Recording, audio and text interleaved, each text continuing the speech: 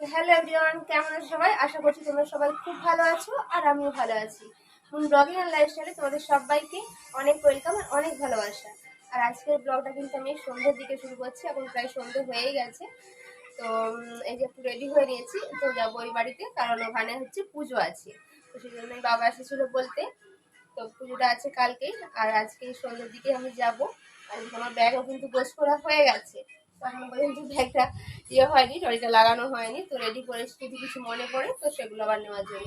আর এখন যাবো আমার ননদ বাড়িতে। তো অনেকদিন আইব্রোটা প্লাগ করা হয়নি, সেই সরস্বতী পুজোতে করেছিলাম, তো ওটা প্লাগ করে এসে তারপর আমি বেরোবো। তো চলো, দেখো তো পার্লার থেকে চলে এসেছি, তো এবার হচ্ছে বেরোবো। আর এই যে প্রিয়ম এখানে দেখো, এই যে এখন ব্যাগ নিয়ে খেলা করছে, এই যে ট্রলি নিয়ে একটু খেলা করছে, যাবে মামা বাড়ি যাবে। তো খুব আনন্দ বাচ্চাদের, যেটা হয় আর কি। তো চলো এবার হচ্ছে বেরোনোর পালা। তো প্রত্যেকবার কি হয়, প্রত্যেকবারই আমি বিকেল বিকেল চলে যাই, আর এবারে সন্ধ্যের দিক করে গেলাম, কারণ হচ্ছে অনেকই কাজকর্ম ছিল, কাজকর্মগুলো সব গুছিয়ে আর এই যে ব্যাগ ট্যাগ গুছিয়ে আসতে তো সন্ধে হয়ে গেল।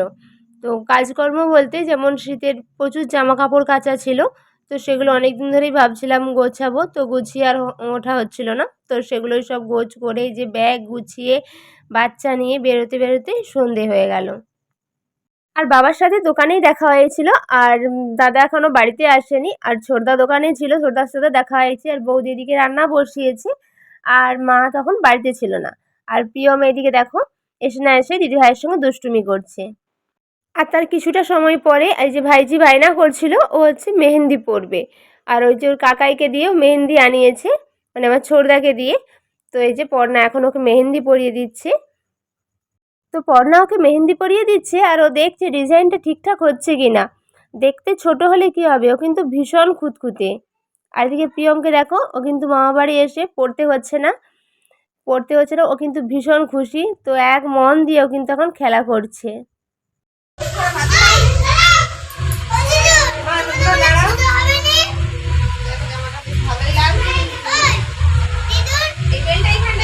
হ্যাঁ,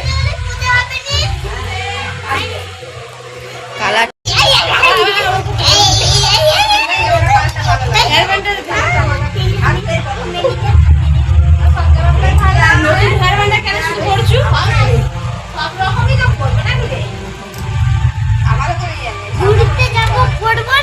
ওইটা মাসির গায়ে হেভি লাগে।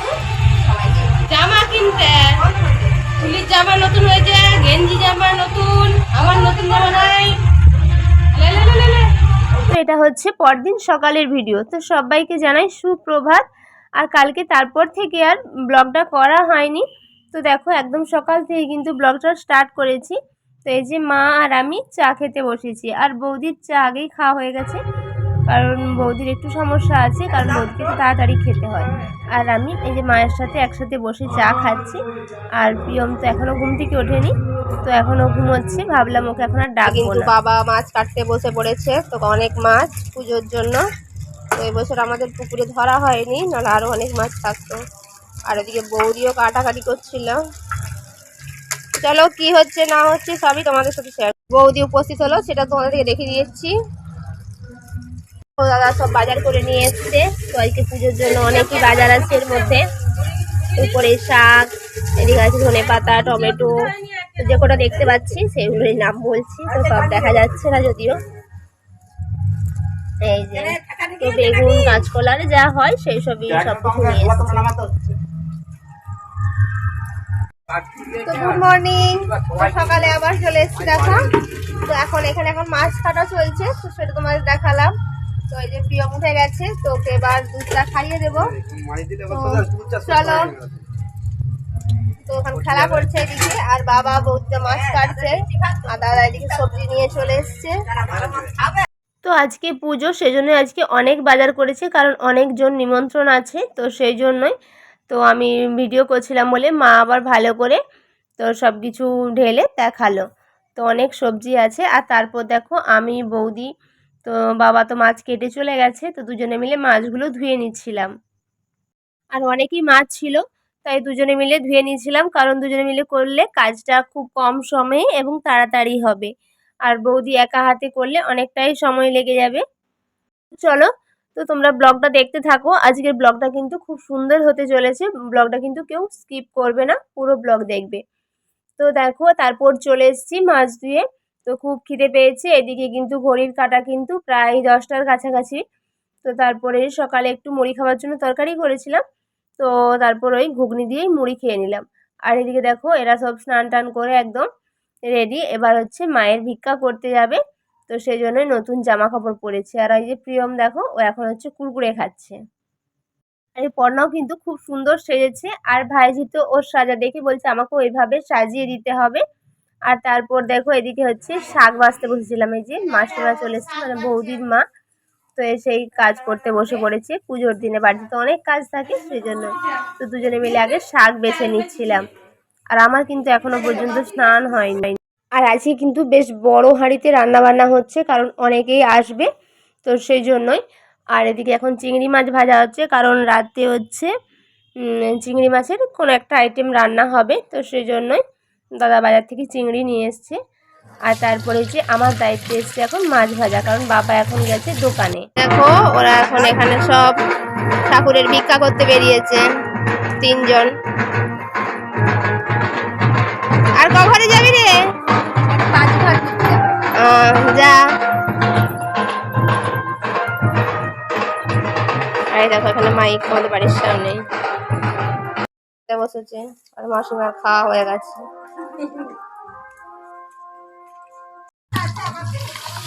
এই দেখো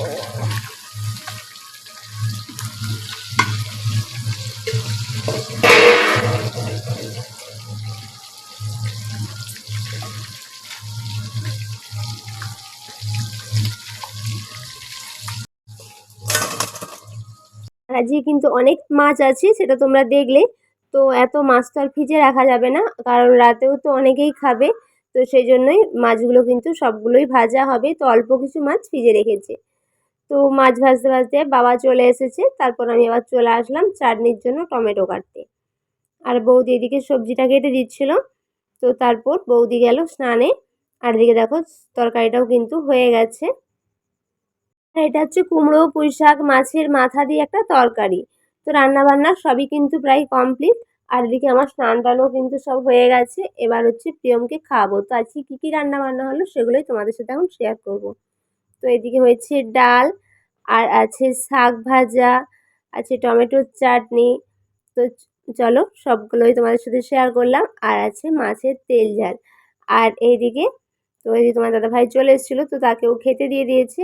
আর এদিকে ভাইঝি খাচ্ছে, আর আমি ওইদিকে প্রিয়মকে খাইয়ে দিচ্ছিলাম। আর তখন তো তোমাদেরকে মাছের তেল ঝালটা দেখানোই হয়নি। তো এই যে দেখো মাছের তেল ঝালটা, তো রঙটা দেখো কত সুন্দর হয়েছে। তো দেখলে একটা বেশ লোভনীয় লোভনীয় ব্যাপার লাগছে। তো দেখো বেশ পাতলা পাতলা কিন্তু ঝোলটা হয়েছে। তো ঝোলটা খেতে না খুব ভালো হয়েছিল, কারণ একদম টাটকা পুকুরের দেশি মাছের তো। তো সেই জন্যই। আর এই দেশি মাছের ঝোলটা খেতে কিন্তু বেশ লাগে, তাই না? তো খাওয়া দাওয়া সেরে এবার যাবো একটু মন্দিরে। দেখো একটু রেডি হয়েছি, তো এবার মন্দিরে যাব।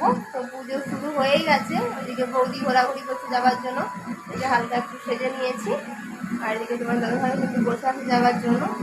তো চলো একটু ঘুরে আসি ওখান থেকে। তো তোমরাও চলো ওখানে।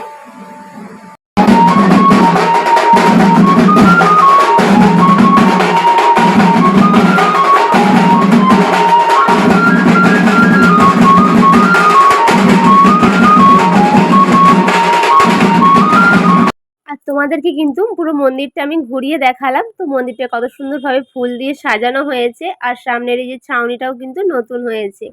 আর এই যে হচ্ছে আমরা অনেকটাই দেরিতে এসেছি, তখন কিন্তু পুজোটা প্রায় হয়েই গেছে। আর এই যে একটা কিউটি বঞ্জির সাথে দেখা হলো, তো ওর একটু ভিডিও করে নিলাম। আর তারপর এই যে সন্ধ্যের দিকে একদম চলে এসেছি। আর এখন ঘড়িতে বাজে 1টা থেকে 8:30টার মতো। তো এখন সব অতিথিরা এক এক করে আসছে। তো মা বললো এই যে একটু মিষ্টি জল দিতে, শরবত দিতে। তো এই যে একটু ঠান্ডা দিচ্ছিলাম। তারপর হচ্ছে বৌদি এদিকে মিষ্টি জলটা রেডি করছিল। তো এই যে বৌদি এসছে, এক বৌদি, তো তার সাথে একটু গল্প করছিলাম। তার 2 মেয়েকে নিয়ে এসছে।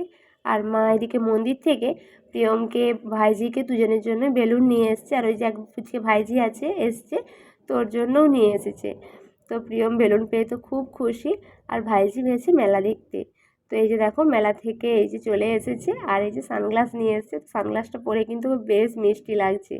তো দাদা আর দিদুনকে নিয়ে গেছিলো, মানে মামাবাড়ির দিদুনকে নিয়ে। তো আমাদের জন্য আবার পাপড়ি চাটও নিয়ে এসেছে। তো বাবা এদিকে পাঁপড় ভাজছে, তেলটা এত পরিমাণে গরম ছিল যে পাঁপড়গুলো সব লাল হয়ে যাচ্ছে। আর সবাই দেখো এদিকে কিন্তু খেতে বসেছে। তো এখন রাত্রি প্রায় 10টা বেজে গেছে।